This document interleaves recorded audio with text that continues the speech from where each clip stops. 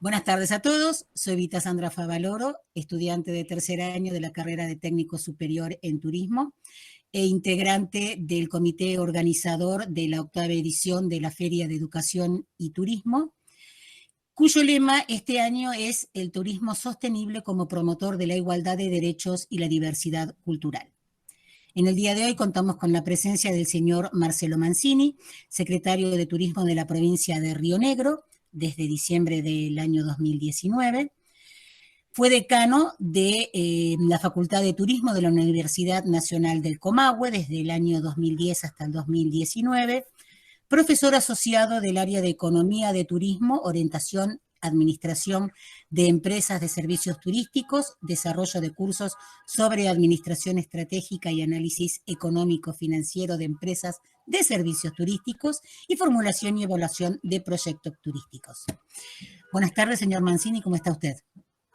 Buenas tardes, Vita, gracias por la bienvenida y bueno, buenas tardes a todos los que están, digamos, asistiendo a esta charla, ya sea en forma online y, digamos, en este momento, y aquellos que la verán que, bueno, digamos, nos ofrecemos siempre a cualquier tipo de consulta. En este caso, digamos, mi corazón principalmente es docente, por lo tanto, siempre dispuesto a recibir las preguntas, las inquietudes de todos aquellos que estamos dentro del turismo, ¿no? Y digamos, he sido docente, soy docente desde hace 34 años, por lo tanto, digamos, es un placer estar con ustedes y participar en esta charla.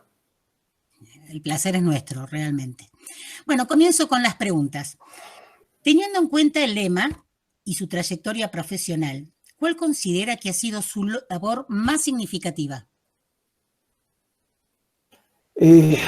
A ver, yo he tratado, si lo decís, mi labor desde el punto de vista docente, profesional. Sí.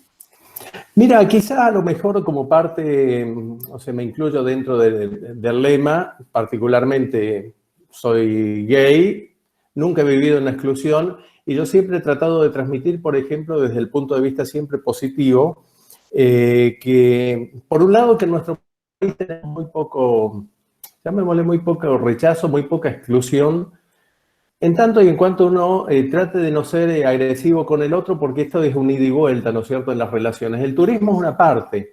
He tenido la fortuna de viajar por todo el país y la verdad que aún en aquellas sociedades un poco más conservadoras, como es el norte de Argentina, que por ahí hay muchos prejuicios, nunca he tenido ningún rechazo de nada. Entonces, normalmente, por ahí a veces se hace quizás parte de un mito y quizás nos pone a la defensiva en ciertas actitudes.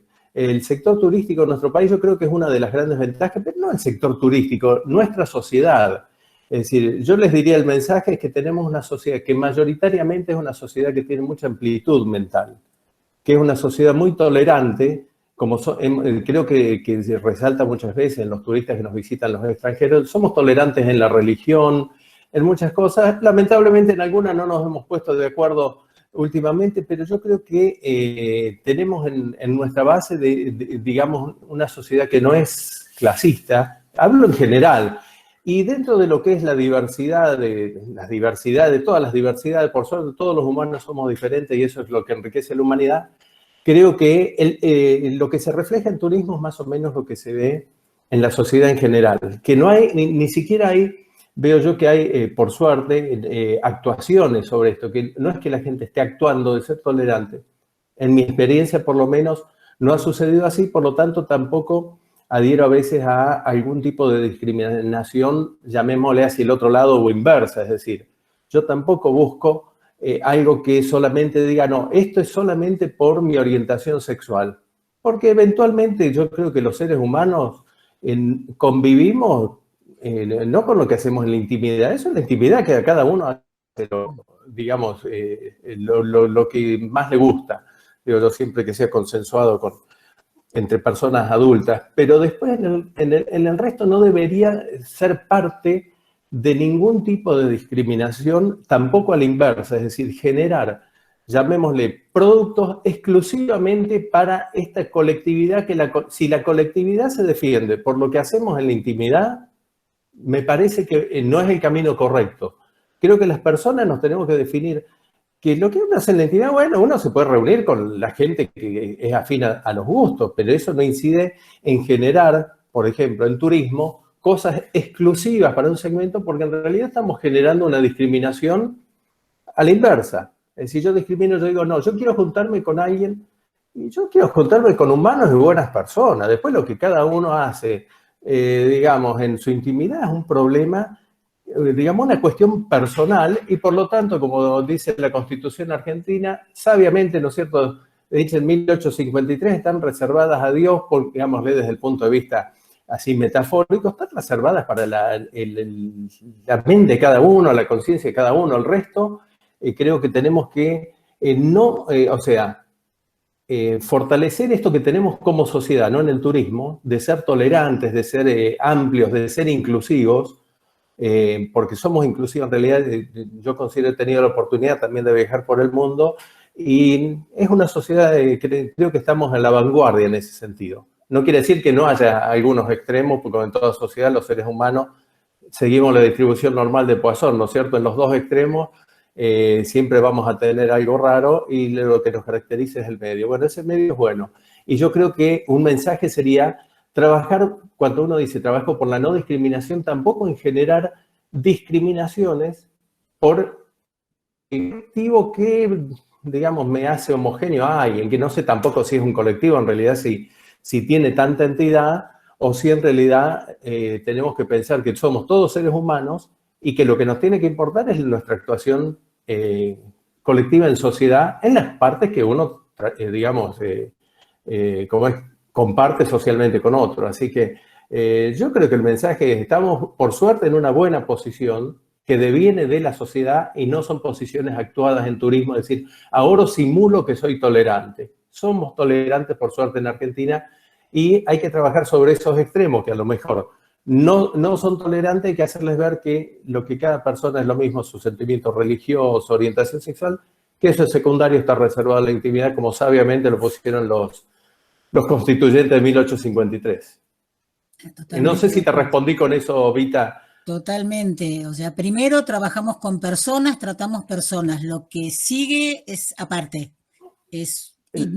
Corresponde a cada uno, no nada más. El que tiene dudas, simplemente que trate con cualquier persona, y que no le pregunte, ni porque no interesa, ¿no es cierto?, ni la orientación sexual, ni la religión, ni nada, que nos vamos a encontrar con que compartimos el 90% de los sentimientos. Todos los seres humanos tenemos miedo, tenemos alegría, tenemos tristeza, y sobre eso es lo que uno tiene que tener una relación con el otro, sea en el turismo, sea en la vida cotidiana. Así que creo que hay que reforzar sobre eso, y no sobre alguna diferencia que en realidad no hace a la cuestión. Perfecto. Otra preguntita. Considerando que la sostenibilidad es el equilibrio entre lo económico, lo social y lo ambiental, ¿cree usted que manejamos un presente sostenible de cara al futuro? Y de ser así o no, ¿qué acciones podemos sumar? Mira, había un autor que decía: la principal causa de los problemas son las soluciones. El ser humano nomás cuando llegamos al mundo ya provocamos un impacto, y vamos tratando de hacer sostenible, porque si no nos estaríamos suicidando. Yo creo, no, también me parece, es decir, cuando uno adopta posiciones extremistas, te paralizan. Entonces, si hoy tenemos el problema del plástico, de la tala, de lo que fuera, sí, bueno, nos damos cuenta del problema, pero problemas así la humanidad ha ido enfrentando permanentemente, es decir, porque cada solución que adoptamos siempre va a generar un problema. Es decir, así como decimos en economía que no hay nada gratis, en la vida no hay nada gratis, siempre hay algún recurso que se consume, hay un costo y un beneficio. Es decir, los españoles lo resumen en un dicho: no se puede hacer una tortilla sin romper huevos. Es decir, siempre para comer una tortilla algo tengo que sacrificar, y después voy a tener algún beneficio. Yo creo que la sostenibilidad son procesos también humanos de maduración, que yo creo que lo vamos a lograr.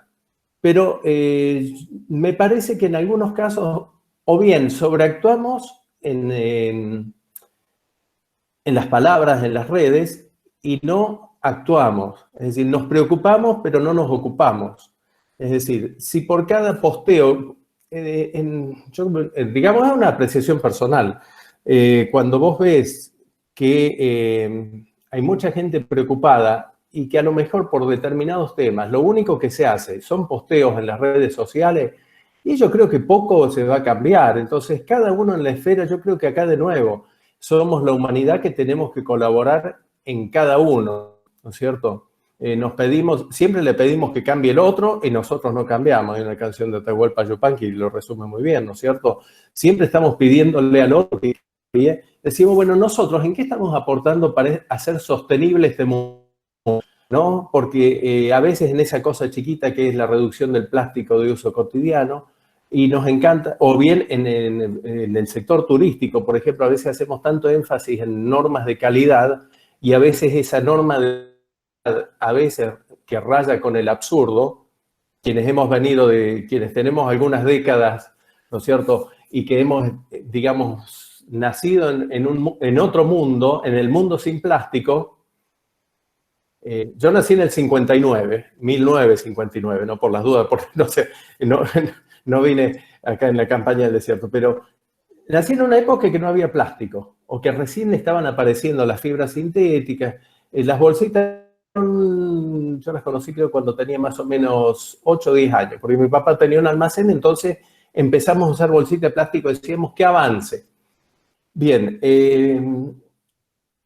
yo creo que, digamos, quienes hemos vivido todo eso, tenemos que empezar a buscar ese equilibrio, de decir, bueno, ¿de qué nos podemos ocupar realmente para hacer sostenible en este mundo? Las bolsitas de plástico, nos damos cuenta, o esos plásticos de un solo uso, o esas normas de calidad que a veces son tan exageradas, ¿no es cierto? A veces lo vemos hasta en hotel, no, esto se tira porque esto tiene una manchita, esto tiene tal cosa. Quienes hemos sobrevivido y perfectamente, decíamos nosotros, yo cuando era chico el agua mineral no existía, sacando la Villavicencio para los enfermos, que solamente se compraba una botella y tomábamos agua de la canilla, y estamos sobrevivientes. Entonces decimos, es necesario a veces, fíjense, este contrasentido de todos los que posteábamos, no, hacer sostenible el mundo, vamos a un congreso, todos con su botellita de agua. ¿Por qué si el agua de la canilla en el 99% de los casos es potable? Tenemos las ciudades, tampoco tenemos que hacer una cosa porque, digamos, una cuestión de imaginarnos que no es potable. Atrás de eso se generó un fenomenal negocio, pero no nos damos cuenta que aún en conferencias donde hablamos de cuidado del ambiente, cada disertante tiene una botellita de plástico, innecesariamente. Entonces, a veces, si podemos identificar dónde puedo colaborar, más que un posteo, porque el posteo la verdad que no cambia, estamos sobresaturados de información, terminamos leyéndonos los de la misma tribu, los que comulgamos con esa idea, pero no miramos hacia el afuera, por ahí en realidad el impacto nuestro en eso es muy poco. En cambio, si empezamos a adoptar algunas conductas y a veces también a reflexionar críticamente, por ejemplo, con algunas cosas que son modas que no nos damos cuenta que atrás hay un negocio y que, por ejemplo, a veces imponemos unas normas de calidad que son absurdas porque no cambian la calidad, ¿no? Entonces, que incentivamos, no, que todo venga envuelto en plástico. Uno llega, ¿no es cierto?, sacando esta época de la pandemia, pero uno llegaba a un desayuno en que encontramos con el papel film. Qué bárbaro, qué bien presentado todo el papel film. Ese plástico en mi época no teníamos papel film y nadie se moría, no había, digamos, grandes, no había epidemias como es una serie de tifus. Eso ya se pasó antes, ya se encontraron los antibióticos, todo eso, y no vieron. Entonces entramos a veces en una vorágine de costos innecesarios, pero a su vez que deterioran el medio ambiente. Y no nos damos cuenta que por un lado decimos, cuidemos el medio ambiente, y por otro lado pensamos que le damos un toque de calidad si envolvemos todo en plástico, si los cubiertos vienen en una bolsita de plástico en el restaurante. ¿Qué va a pasar? ¿Alguien se murió, digamos, ¿no?, antes de que existiera el plástico, cuando los cubiertos no venían envueltos en plástico? ¿Hubiéramos epidemias de tifus, de cólera por eso? No, vienen por otra cosa, digamos, cuestiones esenciales, ¿no es cierto? Saneamiento, en saneamiento, agua potable, pero nosotros medianamente esas cosas, por suerte, las tenemos resueltas. Entonces, yo creo que el tema de la sostenibilidad está dado, pero va a darse más si todos procuramos decir, bueno, colaboro un poquito acá, y a veces reflexionar en esto, decir, ¿qué estoy haciendo yo en el consumo energético, en, no sé, en distintas cosas, más que despotricar contra algo? Digamos, las localidades cordilleranas, no voy a hacer referencia a ninguna en particular, pero yo veo a veces una exageración en la calefacción. Uno entra a los lugares, me ha tocado hoteles, no solamente en Bariloche, en distintos lugares de cordillera, y que es tan insoportable el calor que la única forma que uno tiene de bajar la temperatura es abrir la ventana.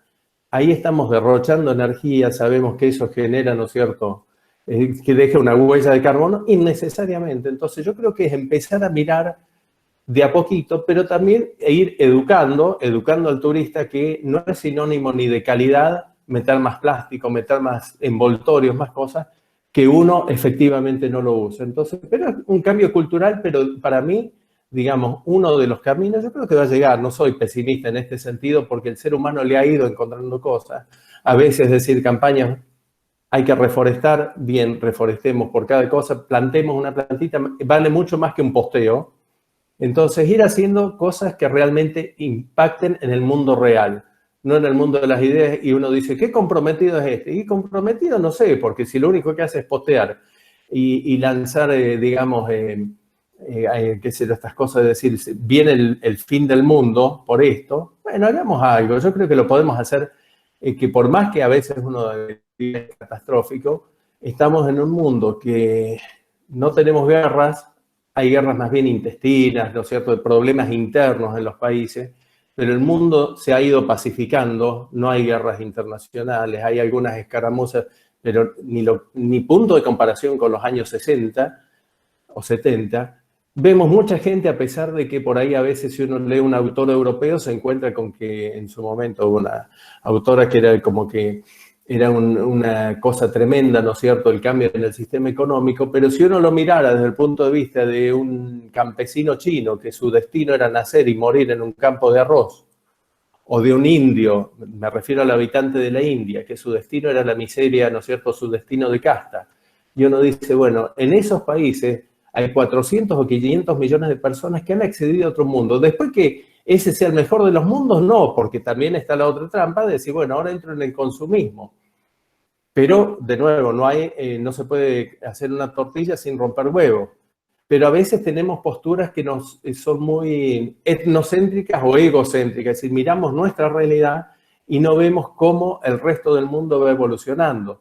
Entonces, creo que tenemos que ser más reflexivos en ese sentido y, digamos, ese ideal de cómo hacemos para incorporar al mundo a un nivel medio, a un nivel de estándar, digamos, un nivel de calidad de vida medio que nos permita vivir. El turismo está dentro de eso, pero a veces no nos damos cuenta, es decir, digo, en nuestros, creo que mucha educación en filosofía, pero filosofía de vida, no directorios de filósofos, es decir, Platón dijo esto, Sócrates dijo lo otro, sino en esta filosofía de la vida cotidiana. Creo que tenemos que avanzar hacia ese lado, porque no nos damos cuenta que idolatramos a lo mejor a un futbolista que gana miles de millones de pesos, no lo cuestionamos, nos parece legítimo, que se compra cosas ostentosas y realmente, digamos, sin mayor impacto, y frente a otro que a lo mejor con poca plata va a ayudar a su comunidad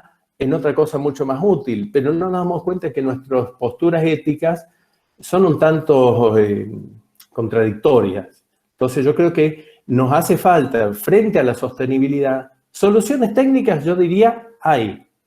El ser humano ha llegado a un nivel de excelencia en toda la tecnología que no sé si en realidad más ya nos va a beneficiar en mucho.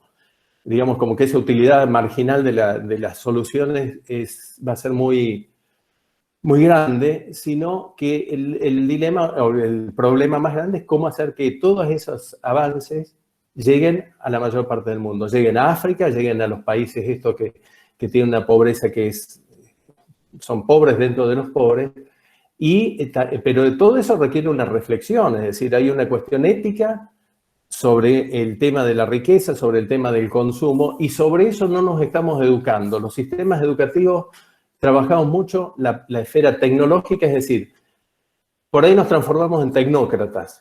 incluso los docentes por ahí nos vamos tanto a la tecnología, que es buenísimo porque la tecnología es la que ha sacado a la humanidad de la pobreza. Si uno piensa que hace 100 años el 90% de la población era pobre, nomás imaginemos todos mis abuelos, los inmigrantes, no sé, hace 100 años, 120 años, toda la humanidad, el 90 y pico por ciento era pobre, y hoy en día sí hay pobres, pero inclusive es relativo el pobre de hoy respecto del pobre, es decir, yo cuando era chico, los bienes a los que uno accedía en mi casa era la heladera y una radio eléctrica, no sé, eléctrica me refiero a una radio a válvula. Ese era todo los electrodomésticos que había en una casa. Entonces, hay un grado de relatividad, pero me parece que se ha ido debilitando mucho la enseñanza filosófica, pero insisto, no en un directorio de filósofos o simplemente memorizar lo que dijo cada uno, sino en esa filosofía de vida cotidiana que cuando decimos a veces no a la minería, pero lo estamos posteando desde un celular que tiene cobre y ese cobre se saca de la minería. O en nuestra casa, el cobre de los cables que nos permiten tener una calidad de vida, por ejemplo la luz o un radiador de calefacción, viene de la minería. Entonces simplemente es lograr algunos equilibrios y decir, bueno, ¿cómo vamos remediando? Porque todas las cuestiones técnicas se han ido remediando. Es decir, el ser humano tiene... ha desarrollado y hoy en día se ha potenciado, es decir, una forma como es exponencial el conocimiento, que le vamos encontrando soluciones a las enfermedades que hace poco eran, o sea, esto de encontrar una vacuna tan rápido para el COVID, y es un logro de la humanidad y esto va a potenciar que rápidamente, exponencialmente, se vayan encontrando soluciones para otro tipo de males. En lo tecnológico también. Hoy leía justamente unos dispositivos que pueden transformar el agua salada en pocos minutos, en media hora, con bajo consumo energético, con energía solar.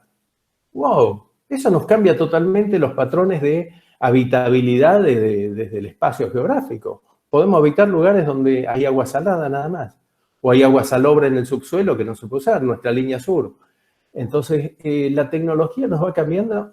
Y yo creo que hay que meterle, a la par de la tecnología, creo que hay un retraso enorme en eso. Entonces, que después uno lo vuelca al turismo, sí. Es decir, ¿cómo podemos hacer para lograr, yo digo siempre, equilibrio? No es ni una, siempre lograr ese equilibrio, y para ese equilibrio, por ahí está un poco la tecnología, pero está la filosofía, como un poco en el tema de recién también es más o menos similar. Siempre digo desde mi punto de vista, ¿no? Totalmente de acuerdo, perfecto. Tenemos que volver un poquito a el almacén de barrio que nos vendía el azúcar envuelto en papel. Eso me tocó a mí, embolsábamos Por eso, y yo compré el azúcar envuelto en papel blanco, no me acuerdo cómo se llamaba. Están volviendo, viste que están volviendo algunas cosas, ya hay algunas tiendas, cadenas que se están armando de todo suelto. Pero a veces hemos hecho normas tan estrictas que prohibimos eso como todo suelto, como que parecía que por ahí se van a distribuir las enfermedades del mundo y no están así. Entonces, pero bueno, es lograr el equilibrio, Vita. Uh-huh. A ver, desde el ámbito laboral turístico, ¿usted considera que hay un cambio en cuanto a la inclusión dentro de la perspectiva de género? Y de ser así, sí, ¿qué tipo de avances ve? Y yo creo que, digamos, el punto de equilibrio va a estar donde avancen las dos partes. Esto vuelve un poco a lo que es también el filosófico, es decir, cuando uno plantea su situación sin agredir al otro, porque también hay que entender, yo digo siempre, uno tiene que entender, si saco los extremos, yo parto de que no se ama lo que no se conoce. Entonces yo no puedo hacerme conocer. Una vez escuché leí una reflexión de una señora grande, se ve que era muy conocida a nivel mundial, hablando del tema del feminismo, y dice, lo que una mujer necesita mostrar para conseguir logros es su inteligencia, ¿no es cierto? No mostrarse desnudo, es decir, y lo digo a veces dentro de algunos colectivos o algunas organizaciones, que para conseguir derechos yo creo que nunca se debe hacer agrediendo, porque primero es reconocernos como humanos. Los humanos, a todo lo diferente le escapamos, porque digamos, ahí nos viene la parte, llamémosle animal, y a nosotros nos asustaba un payaso de chico. ¿Por qué? Porque estaba pintado distinto, y nos asustaba la gitana. ¿Y por qué? Porque se viste distinto y además se admiran todos unos mitos. Entonces, como esto es cultural, pero también tenemos que desarrollar algunas cosas que forman parte de la humanidad, o sea, de la parte biológica o animal que traemos, yo creo que este encuentro, sea de género o por las razones que fuere, siempre es, si yo quiero digamos, acercarme al otro, tengo que dejar que el otro me conozca, pero no agredirlo, porque si no la respuesta va a ser más o menos siempre a la defensiva. Entonces, en esa no agresión, cuando uno realmente comprende, he tenido la suerte de andar por muchos ámbitos, algunos llamarle non santos, pero desde el punto de vista de poder charlar, y uno se da cuenta que el otro es un ser humano con las mismas temores, con lo mismo que tenemos cada uno de nosotros, y a veces sí, en ese conocimiento yo creo que la mejor forma siempre es no haciéndolo de un modo agresivo. Si yo lo hago agresivo, pongo al otro a la defensiva, y ahí nos viene de nuevo la parte animal que llevamos. Pero en nuestra cultura tenemos que acercarnos, pero también sin prejuicio de las dos partes. Es decir, si yo me acuerdo hasta de una frase que decía Eugenia Chikov en un programa de Mirta, donde decía, bueno, ¿cómo hay que tratar a una persona que es, entre comillas, ¿no es cierto?, un sexo biológico varón y se siente mujer? Usted trátelo como la vea o eventualmente como diga el otro, listo, nada más. Y entonces, si la otra persona a mí me trata bien o viene a hacerme el planteo respetuosamente, van a ver que las defensas esas posiciones defensivas bajan. Yo cuando les digo, usando el lenguaje actual, salí del closet en el año 84, ¿hace cuántos años? 35 años. Y que mis compañeros de universidad me festejaron un casamiento, yo me iba a vivir en pareja con otro chico en aquel entonces, y nunca tuve, porque después yo trabajé en hotel, fui gerente de hotel, con mis compañeras de trabajo, con las mucamas me invitaban y siempre, en aquellos años me decían, invita a tu pareja. No había ninguna discriminación, ni nunca sufrí un trato ni discriminatorio ni agresivo. Entonces digo, bueno, simplemente alguno que actuaba así, iba, digamos, por la buena decir, a ver, ¿qué ves de diferente en mí? Listo, bajaban, es hablar. Así que yo creo que todas estas, las perspectivas, ¿no es cierto? Creo que, de nuevo, es educación en filosofía, es decir, nos vemos humanos, somos todos humanos, no importa vos qué color de pelo, si tenés el pelo largo, si es acostumbrarnos también a lo diferente. Veníamos de una sociedad quizá muy esquemática, llamémosle así, es varón o es mujer, que todavía me pregunta, bueno, ¿este es varón o es mujer? No. Es Master y Johnson, ¿no es cierto?, los sexólogos que hicieron punta, es decir, que hicieron punta en el tema de sexología, habían dicho que en la sexualidad humana hay un blanco y un negro como extremos, y en el medio son todos grises. Entonces tenemos que acostumbrarnos a ver que en la vida son todos grises y que a cada uno le queda mejor ese tono, y uno dice, qué lindo que tengamos esa diversidad de grises entre el blanco y el negro, y metámosle todos los colores. Pero es una educación filosófica que tenemos que acostumbrarnos a que existen grises. Entonces, yo creo que medianamente lo vamos haciendo. Es decir, hace 20 años a lo mejor que veíamos a alguien muy tatuado y lo miramos raro. Ahora ya no nos llama la atención. Querés ponerte el pelo rojo, ponerte el pelo rojo, verde, verde. Y no tendríamos por qué, digamos, ni asustarnos ni nada, sino empezar a valorar lo que lleva la persona dentro, que, insisto, en el 90 y pico % de los casos compartimos todos los mismos sentimientos. Por lo tanto, yo creo que cualquier cosa que se trate de desarrollar en acercar a los seres humanos me parece que es bueno, pero no hay que hacerlo nunca agresivamente. Nunca agresivamente. Y el turismo, ahí yo diría, es muy bueno recibir, pero no recibirlo como un grupo, decir, vení, acá yo te ofrezco un lugar donde vos vas a hacer. No, no. Vos venís acá y te vas a estar con todos los huéspedes, todos, y simplemente a veces es ir dejando mensajes en que no formamos un gueto. Ojo, porque acá sí yo veo que hay culturas, hay determinados países que esa cierta liberación tiene el límite de un gueto y aparece la discriminación contraria. Yo creo que Argentina superamos eso. Y hay que, bueno, lo otro es parte de la evolución de las cosas, de las costumbres, porque hoy en día a los chicos a lo mejor les resulta muy raro, pero se discriminaba hace 40 años si tenías el pelo largo, o una chica si usaba minifalda, ¿no es cierto? 40, 50 años, wow, qué horror, esa salió con minifalda. Hemos ido avanzando, entonces creo que podemos, siempre y cuando son esos, más que mensajes, acciones chiquitas, ir viendo, pero requiere el esfuerzo de las dos partes, ¿no es cierto? Del que se siente discriminado y del que discrimina. Cuando se conocen, ahí empezamos a amar, ahí nos damos cuenta de la humanidad que es común a todos, al margen de la vestimenta o de lo que uno tiene puesto. Bastante nos demostró cuál es su mirada con respecto a la diversidad cultural en todo lo que nos estuvo diciendo. ¿Pero usted considera que desde el ámbito público y privado se ha trabajado en esta temática?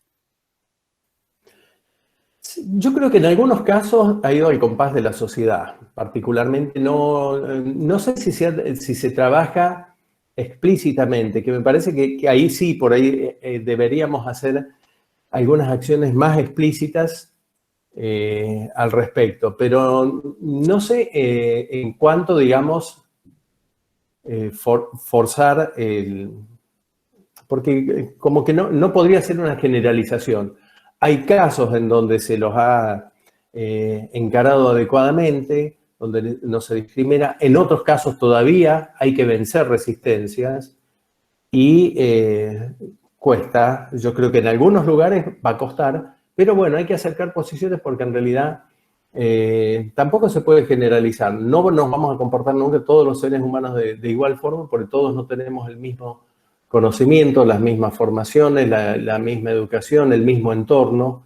Entonces, la verdad que no sabría decirte si en forma genérica decir o el sector privado o el sector público, sino que hay seres humanos, somos seres humanos que actuamos en un lado o en el otro, que sí nos comportamos más amigablemente o con posturas distintas que son, digamos, más reaccionarias. Pero todo cambio social lleva tiempo y creo que requiere estas conductas permanentes, pero sin agresividad y hacernos conocer cómo somos realmente en la intimidad, pero en la intimidad de la cabeza. Es decir, si yo tengo lo mismo, todos sufrimos por lo mismo, nos duelen las mismas cosas, nos alegramos más o menos de lo mismo, entonces cuando nos reconocemos ahí, yo te diría, bajan las cosas. Pero ahí sí es un laborito individual y no es generalizable.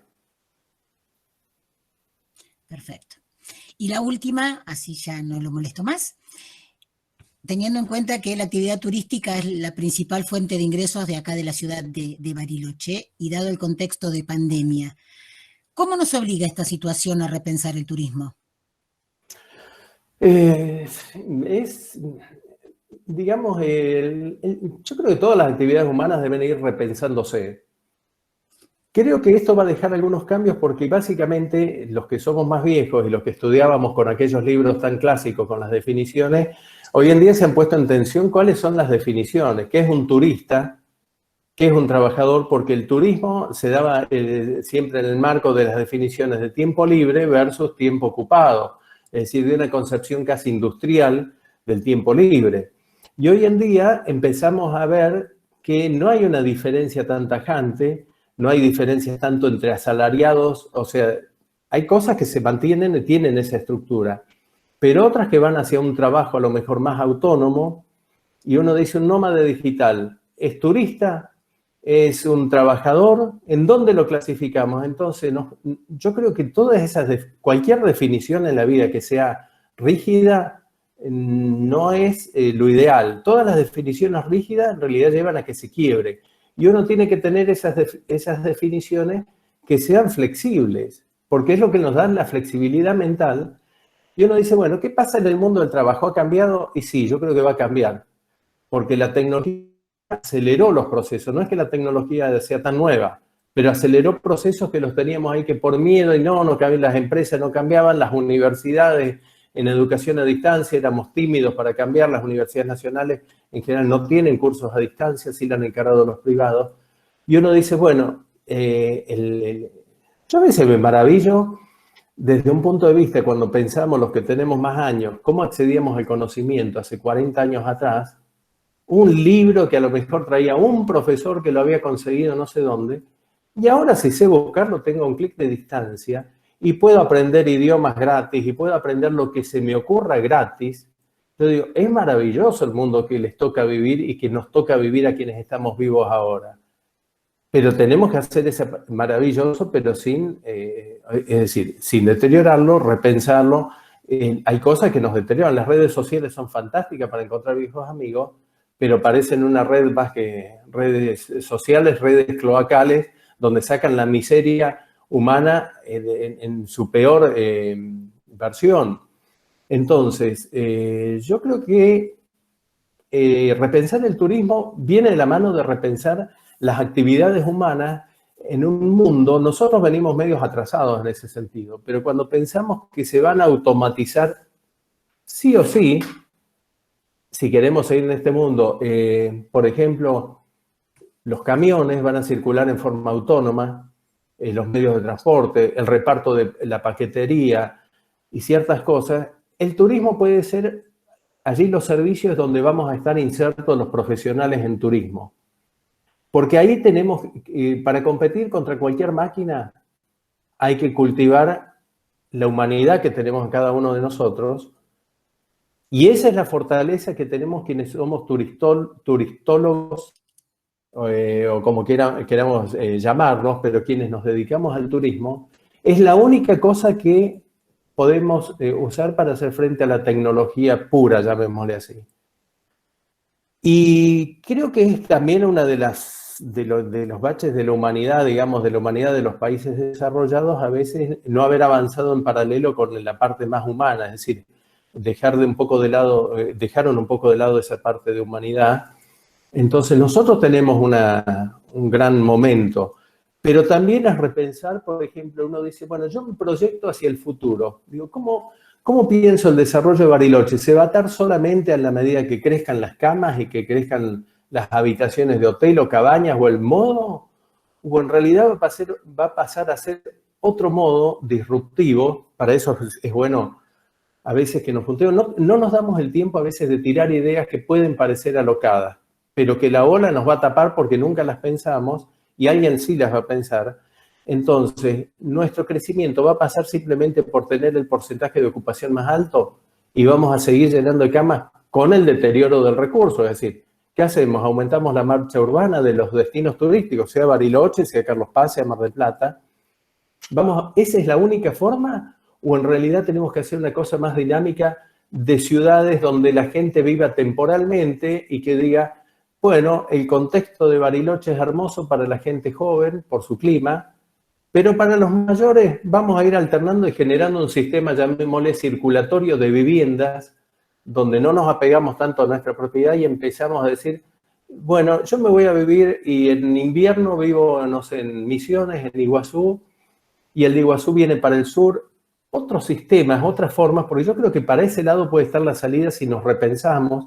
Yo me acuerdo, mira, tuve el honor de ser amigo del arquitecto Bullón, amigo porque además con la humildad de Bullón, yo vivía en un monoambiente, era docente de la facultad y le decía, Roberto, ¿querés venir a almorzar a casa? Sí, voy, charlábamos muchísimo, en un monoambiente tenía una mesita casi de estudiante, y donde él decía por ahí este amor que tenemos los latinos por lo grande, qué lindo, somos la ciudad más grande, no importa si está desarrollado, si tenemos todos los barrios de baja calidad urbanística.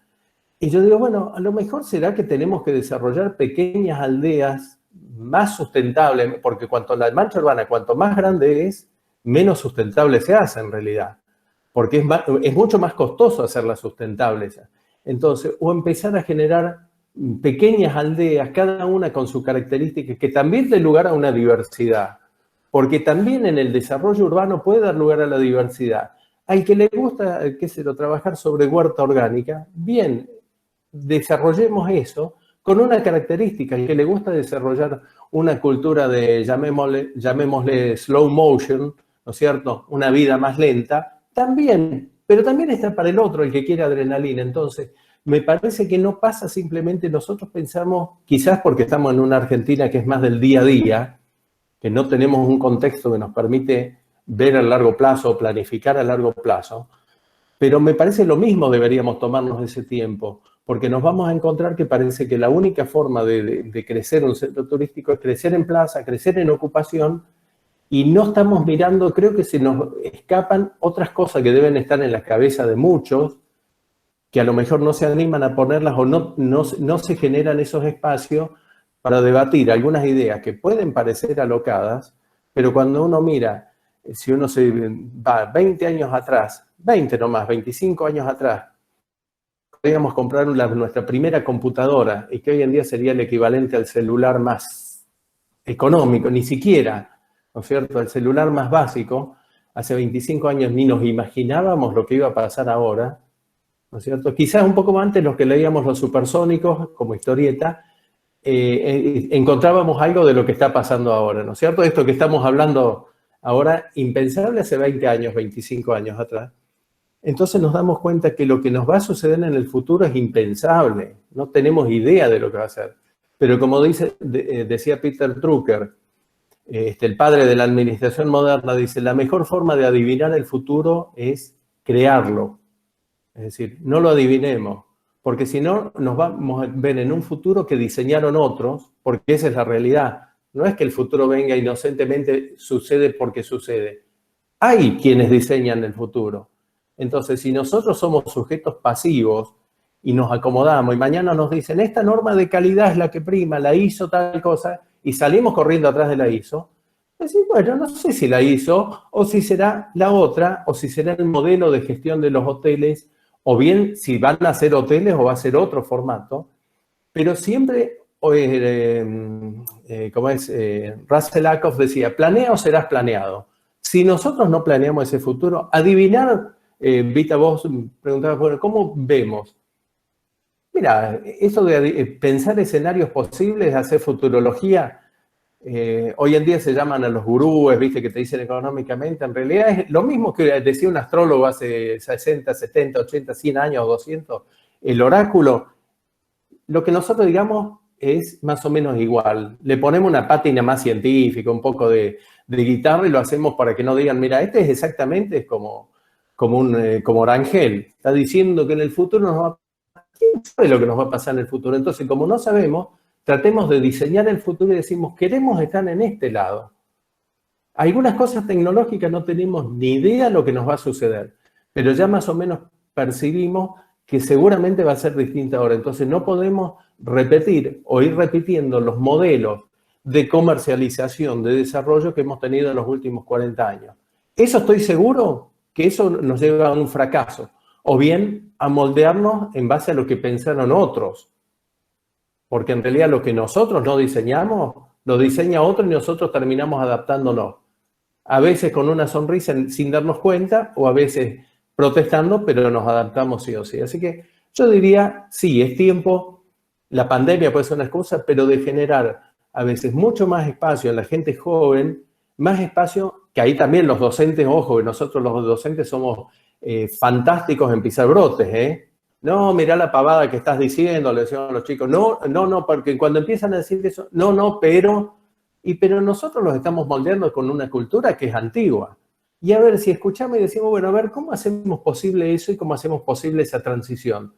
Es tan alocado y justamente ahí llevar al estudiante un pensamiento crítico en el sentido, no crítico de la parte negativa, sino de decir, bueno, ahora decime cómo hacer esto, porque si no es una idea y es un delirio, pero si vos me decís cómo lo podemos hacer, y por ahí trabajar más, yo digo, ¿cuánto tiempo le dedicamos los docentes a esas etapas?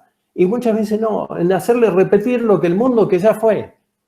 Y por ahí pisamos estos brotes y además estos ámbitos que yo digo, fíjense a veces hasta los diseños, ¿no es cierto?, de nuestras universidades, de nuestros espacios, hagamos espacio tipo Google. Desde el punto de vista, cuando nos juntémonos en un café y a charlar, tormenta de ideas, animémonos a decir cosas que parecen extravagantes, pero decir, che, pero ¿por qué no? A veces porque los adultos tenemos ya, cuanto más viejo peor, nos ponemos más conservadores. No, eso no te va a funcionar. ¿qué dice fulano de tal? Fulano de tal lo dijo, pero lo dijo en un contexto que ya fue ese contexto. Entonces, siempre es la pregunta, a ver, ¿por qué lo haría funcionar y por qué no funcionaría? Y ahí es donde nuestra mente tiene que ponerse a funcionar y decir, ¿por qué no funcionaría un Bariloche? Pero obviamente todo requiere un trabajo cultural, un trabajo tecnológico. ¿Por qué Bariloche libre de auto? A ver, ¿cómo resolvemos el tema de la circulación por pioneros? Y normalmente nuestra mente nos lleva siempre a soluciones clásicas, adaptadas. Entonces, la resolución de los problemas del tránsito en la ciudad fue, hacemos más calles, más playas de estacionamiento, y nos damos cuenta ahora que un tipo que era considerado un delirante, hace años dijo, ni se gasten porque van a ser interminables, o sea, nunca van a llegar a alcanzar los espacios para el auto. Ahora no vamos, bueno, ¿por qué no? ¿Por qué no puede ser sin autos la ciudad? ¿Quién se va a morir, por ejemplo, si yo cierro el acceso a un área natural y digo, no, esto tiene un cupo, porque esto no es infinito este recurso? ¿Cómo hacemos para generar una posibilidad de acceso a todos? Y el de todos es entre comillas, algunos tendrán que esperar, porque si uno quiere ir a un cine o quiere subir a un tren, el tren tiene una capacidad determinada. Todo tiene una capacidad, un límite. Entonces no se nos ocurriría subir un vagón que entran 60, subir 300. Vamos a la catástrofe. Entonces, ¿qué nos pasa con los atractivos turísticos? Venimos formateados de un mundo en donde el turismo no era para muchos. Cuando empieza a ser para muchos, decimos que no venga más turismo. No, no es ni una cosa ni la otra.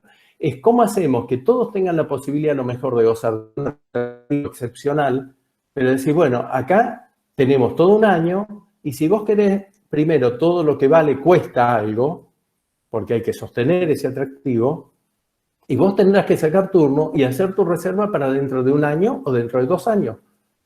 Porque vos tenés un circuito en un área protegida que no puede soportar 3.000 personas en el día. Porque después nos vamos a lamentar que se deteriora. Entonces dirá, no, acá entra tantas personas y vos tendrás que hacer la reserva. Y yo tengo derecho. Bueno, ahí nos tenemos que reformatear. Tenemos derecho, pero son de cumplimiento relativo siempre los derechos. Es decir, porque nuestro derecho no puede estar encima por el deterioro, por ejemplo, del recurso. Es decir, si uno va a Punta Perdiz, en nuestra provincia, senderos, ¿no es cierto?, el Río Azul en Bolsón, o todos los senderos en áreas protegidas, si a Puerto Blés le metemos 4.000 personas en el día, y se va a deteriorar, no hay sistema natural que lo soporte. Entonces, ¿cómo regulamos eso? Y bueno, es decir, hay costos que hay que pagar para sostener ese tipo de cosas. Hay lugares que no van a sufrir un impacto por la gran afluencia de gente, pero hay otros que sí. Entonces, es ir generando cambios culturales y decir, bueno, ¿cómo hacemos una ciudad más amigable? Pero eso requiere del aporte de todos, no solamente de uno, pero también en nuestros roles docentes creo que es importante a veces no pisar brotes y decir, bueno, ustedes tienen que repetir la solución que imaginó alguien hace 20 años. O el que les... No, a ver, ¿cómo hacemos? Y trabajemos por ahí en eso. Si uno da lugar a esos espacios de creatividad, el resultado, yo digo, en la educación nunca es el resultado inmediato, ¿eh? Son semillas que uno tira, a veces, no sé si ustedes han visto el desierto florido en Chile, en Atacama, que son lugares que a veces llueve cada 3 años, cada 4 años, y cuando llueve salen todas las flores de algo que uno ni se imaginaba que podían salir si uno veía desierto. Bueno, en la educación es algo así, uno no se imagina, el resultado no está a fin de cuatrimestre. Si no recorramos nuestras vidas y uno dice, ¿cuándo aprendí esto? Y no estuvo el fin. Lo aprendí cuando lo necesité. Entonces, en los estamentos educativos creo que tenemos un gran rol, los docentes, también en ir cambiando estas actitudes que hablamos siempre, que cambian los otros en cuestiones generales. Bueno, y en educación, ¿cómo actuamos para generar toda una generación que sea pensante, crítica y no sea nada más que repetidora de nuestros errores? Unos minutitos más y le leo las consultas o los comentarios que hay en el chat, ¿puede ser? Sí, dale. A ver, bueno, que las palabras sean hechos reales y que es cierto, es uno de los comentarios. Hemos conocido proyectos políticos y de organizaciones como la OMT. ¿Por qué considera usted que es tan difícil que lleguen a hechos individuales? Sí, siempre hay que generar masas críticas, ¿no es cierto? Hay algunos organismos, estos supranacionales, ¿no es cierto? La OMT, que por ahí terminan siendo organismos burocráticos que no resuelven en demasía, sino que en tema de turismo, estas cosas que tienen una transversalidad tan grande, que nos ocupan a tantas personas que nos atañen, porque uno mira el turismo y estamos los que ofrecemos servicios turísticos, pero si uno dice Bariloche, directa o indirectamente, vive gran parte de Bariloche. Y si le llamamos, metemos la parte de efectos inducidos, de los que llamamos efectos inducidos en la economía, es prácticamente todo Bariloche, porque uno indirectamente se beneficia. Para cualquier cambio yo creo que hay también que generar una masa crítica y por ahí no la generamos esa masa crítica suficiente para impulsar los cambios, ya sea para el desarrollo turístico o para los cambios.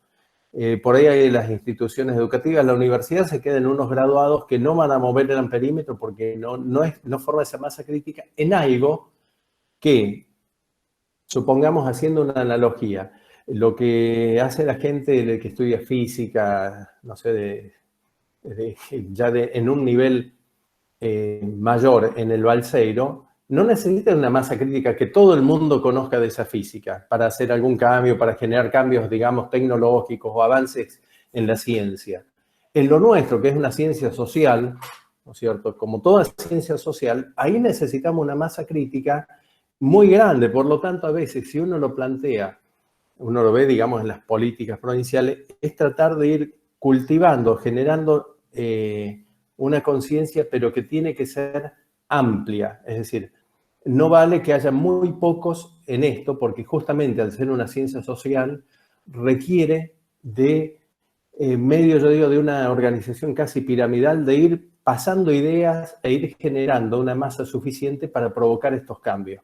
Es decir, la ciencia, la física cuántica va a avanzar por algunos científicos de relieve sin necesidad de toda la sociedad que la acompañe. En ciencias sociales, si no hay esa masa crítica, o sea, generar estos cambios, pero que sean en el barrio, que sean en el cuidado, ¿no es cierto?, en la estética de un barrio, que eso puede ser atractivo y ahí yo me empiezo a conectar con otra gente que me puede valorar, digamos, esa parte estética de mi barrio o lo que hago, o una receta casera. A ir sumando estas cosas no logramos cambios, ¿no es cierto? Entonces, por ahí también las fallas están. La OMT me dice, las directrices, el año de... Son eslogan, ¿no es cierto? Este es el año de... Pasó un acto y después nos olvidamos porque en realidad para mí no existe el año de, sino que todos los años son de todos los seres humanos que queremos un planeta más habitable, reconociéndonos, creo, como ciudadanos del mundo. Por lo tanto, sabemos, hoy en día somos más conscientes, así como hay un cambio climático, que las acciones de uno afectan al otro. Deberíamos ir pensando en eso. Los jóvenes diciendo, mira, vos podés ser un brillante licenciado en turismo, técnico en turismo, pero si en esto no se genera en cada lugar, en un barrio, en una pequeña ciudad, en una gran ciudad, toda una conciencia sobre esto, los cambios son difíciles. Los cambios terminan siendo impuestos por algo y nos adaptamos, pero me parece que por ese lado pasa, digamos, no esperar de las grandes organizaciones, ni siquiera, digamos, no, tal funcionario, nosotros tenemos tal política, bien, pero eso implica ir trabajando, generando una masa crítica, por ejemplo, Línea Sur, estamos trabajando en eso, pero básicamente tratando de generar esa masa crítica que se incorpore a la cultura del turismo y que no necesariamente vean que el turismo es Bariloche o es las grutas, sino que ellos pueden ser parte de una actividad que no solo puede tener beneficios económicos, depende de cómo se la administre, ¿no es cierto? Porque hay que ver cuáles son los costos, pero que también tiene otros beneficios como sociedades, porque el turismo también revaloriza culturas, ¿no es cierto? Levanta la autoestima o evita la extinción de determinadas cosas, evita la extinción de una lengua o de una cultura determinada que es muy chiquita, y frente al fenómeno de la globalización, por ahí también tenemos la suerte que podemos rescatar culturas a través del turismo. Entonces, pero eso requiere toda una conciencia, ¿no? No se hace ni con las directivas de la OMT, ni de ningún organismo, ni nacional ni supranacional, sino que es parte de esto, de esta siembra, es educación al fin y al cabo. Y una pregunta más. ¿Cuál es su opinión o cómo ve usted el proyecto que lleva adelante el Improtur y la Cámara de Comercio LGTB sobre el sello Todes Bienvenides, que pretende distinguir a prestadores comprometidos con la inclusión LGBT? ¿Considera tal vez que estos sellos promueven la formación y o sensibilización en materia de atención al turista, por ejemplo? Es un terreno ríspido ese. Yo particularmente no digo, pero esto es una postura personal. Eh, Insisto, por mi experiencia. Yo he viajado, bueno, al país, ahora estoy más, digamos, sujeto a Río Negro. Antes de estar en el cargo lo recorría por lo menos cada 2 años, me daba una vuelta por todas las provincias del país, con mi pareja, con mis suegros, con mi mamá, con mis hermanos, con todo. Nadie me preguntaba nada, o viajando solo con mi pareja o en familia, y no esperaba de un sello nada porque yo iba al norte y la gente era amable, iba al sur, de todos lados. Tampoco me andaban preguntando, ni yo tenía necesidad de andar poniendo un cartel, como ninguno de la gente que no pertenece a estos colectivos se pone un cartel sobre qué es lo que le gusta en la intimidad. Por lo tanto, no sé si realmente para nuestro país a veces importamos algún tipo de cosas o de... no quiero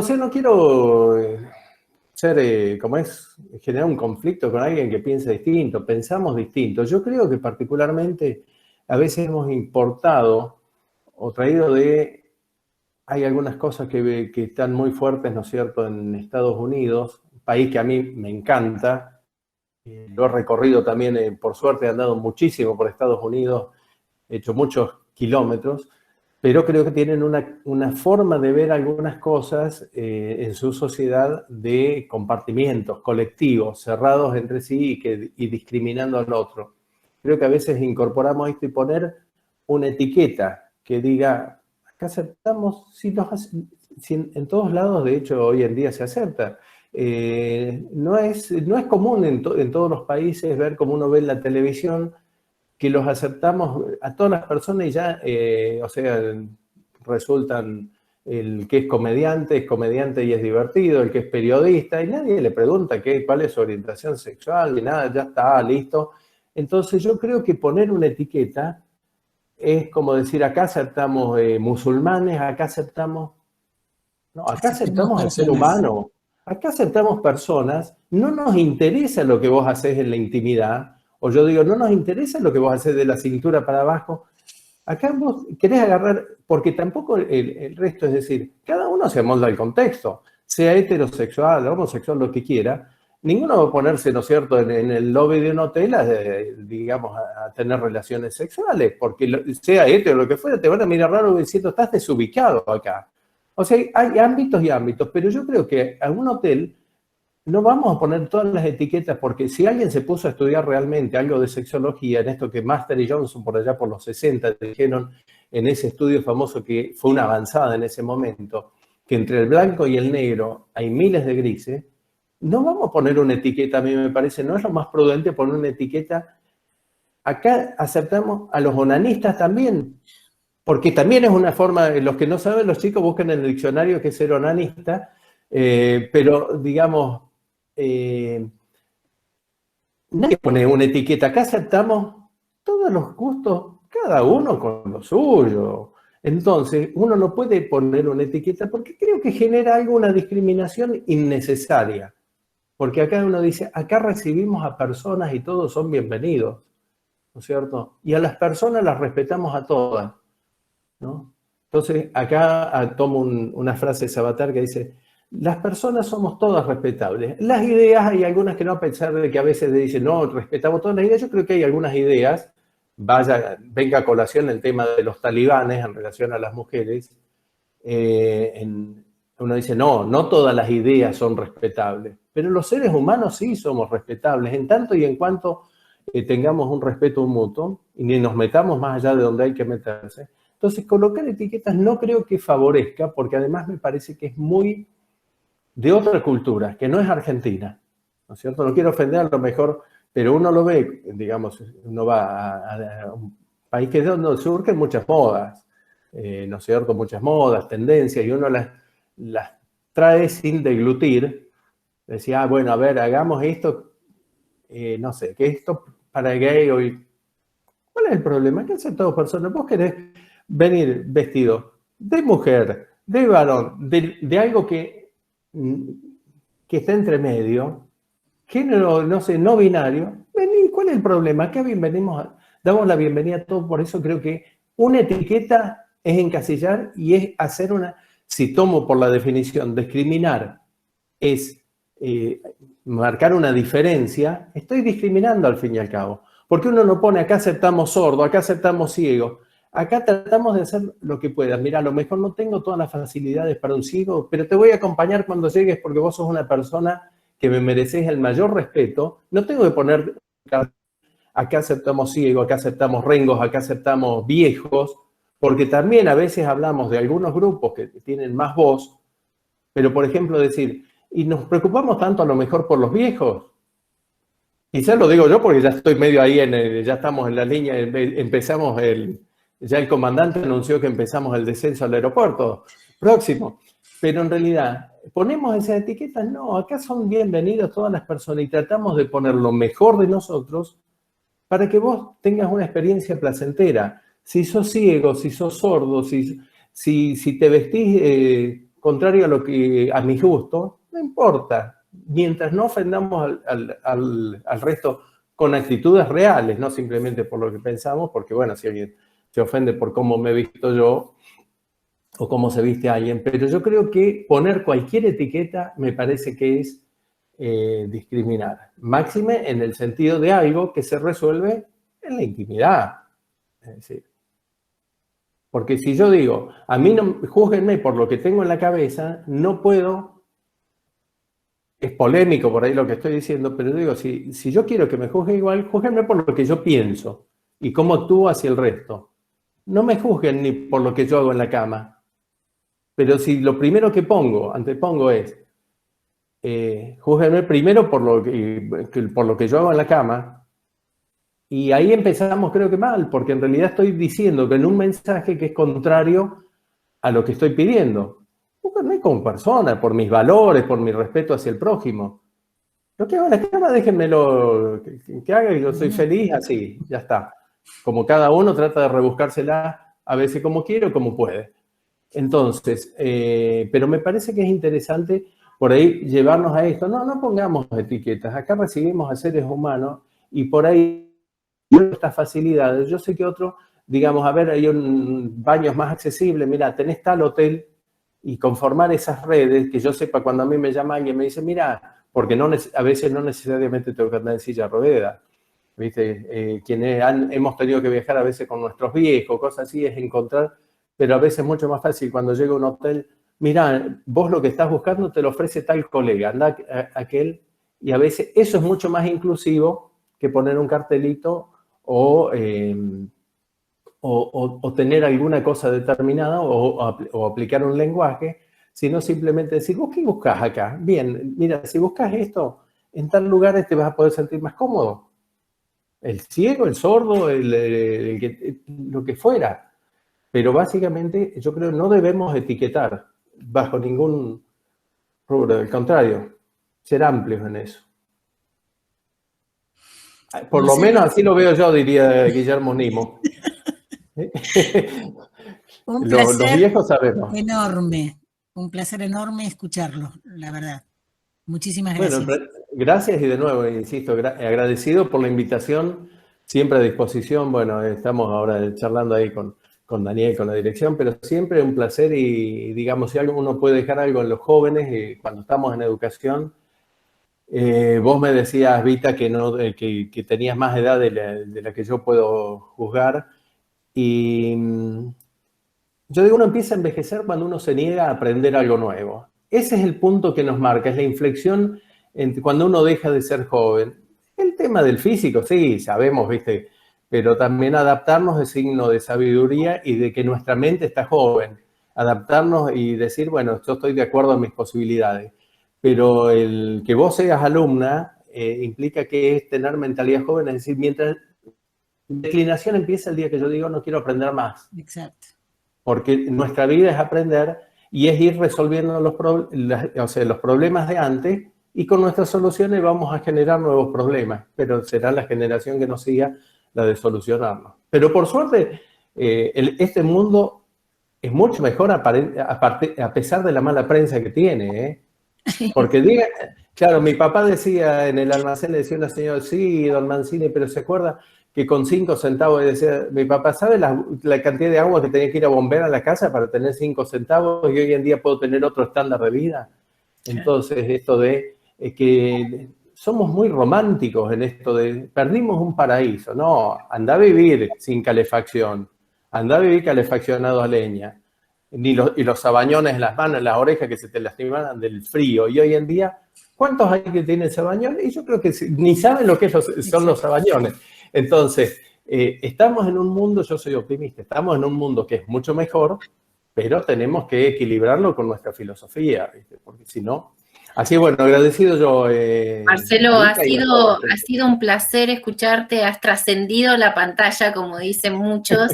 La verdad que la calidad y la cualidad de tus palabras nos han llegado a todos. Hablo porque conozco al grupo y sé que tus palabras han sido más que valoradas en esta entrevista.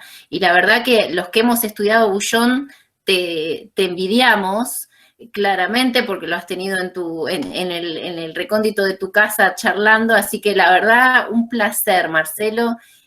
Has logrado que esta virtualidad parezca un cafetín y hemos estado charlando amablemente en un café de acá de Bariloche en vez de virtualmente. Muchas gracias. No, por favor, y reitero, quizás estos son modelos que tenemos que retomar con la presencialidad, juntarnos más en el café, y vos que lo nombraste a Bouillon, para mí Bouillon fue mi gran maestro, sin ofender a quienes también los tuve de docente, pero Bouillon era, digamos, medio loco, así, transgresor en algunas cosas, pero en realidad era el tipo que nos hacía pensar, y por ahí criticar a veces sus metodologías es más o menos como... hay un proverbio chino que dice, cuando el dedo señala la luna, el tonto mira la mano. Y a Bouillon no hay que juzgarlo, quienes lo conocimos, no los voy a juzgar por una metodología que hoy en día puede haber quedado obsoleta seguro, pero como va a quedar obsoleta en lo nuestro. Entonces para mí fue un gran maestro también. Mi homenaje, lo digo siempre, hacia un grande del turismo. Así que bueno, y reitero mi agradecimiento a todos ustedes, un placer haber estado y bueno, ojalá que se repitan estos encuentros. Así será. Muchísimas gracias a vos, Marcelo. Que tengas buenas noches. Hola, ¿cómo están? Qué semana hemos tenido, ¿eh? Qué nivel de entrevistados, qué nivel de conceptos, cuánta información y cuántos conocimientos hemos podido descubrir y hemos podido compartir gracias a la colaboración de todos estos profesionales que han aceptado ser entrevistados por el comité organizador de la FET 2021 y que han brindado su tiempo para que ustedes hayan podido compartir a lo largo de esta semana que comenzó allá el 22 de septiembre y que no dudamos de que de una forma u otra, aunque inclusive quizás con algunos conceptos contrarios a lo que nosotros pensamos, nos sirva para reflexionar y crecer en esta necesidad de mejorar la actividad que tanto queremos. Así que les agradecemos por el tiempo que nos han dado al compartir estas imágenes, estos videos, y nos encontramos, si Dios quiere, en la FET 2022. Hasta siempre.